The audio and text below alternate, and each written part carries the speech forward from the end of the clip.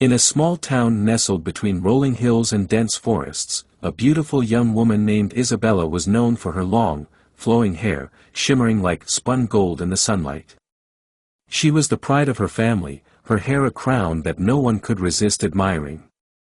One fateful evening, as Isabella drove home from a late-night celebration, a deer suddenly leaped onto the road.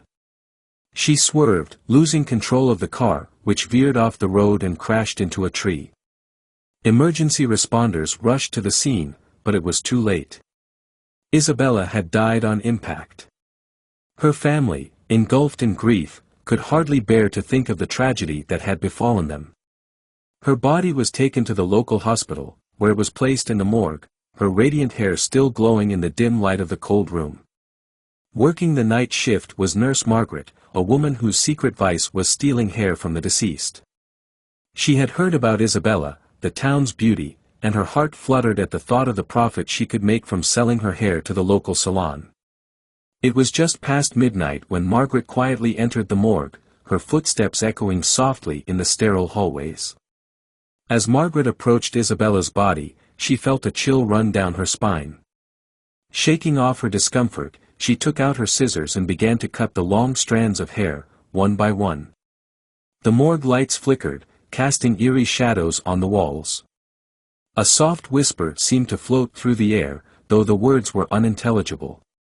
Margaret paused, her heart pounding, but seeing nothing, she continued her grim task.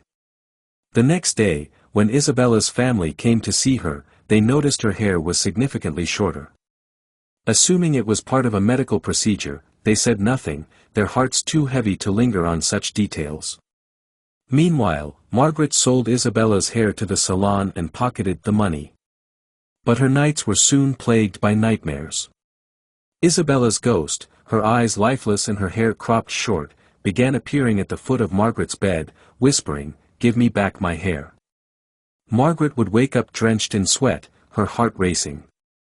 The haunting became relentless, cold spots in her home, unexplained knocks, and the constant feeling of being watched. Margaret's health deteriorated rapidly. She could no longer distinguish between reality and the supernatural. Finally, driven to madness by the ghost's relentless pursuit, she confessed her crime to Isabella's family and the salon. Her confession was met with shock and disgust, and Margaret was left alone to grapple with the consequences of her actions. But Isabella's ghost was not yet at peace. The hair, now woven into extensions, was bought by a woman named Clara, who had always admired long hair. As soon as the extensions were applied, Clara felt a change. Her dreams were filled with haunting visions of Isabella, and she found herself inexplicably drawn to the site of the accident.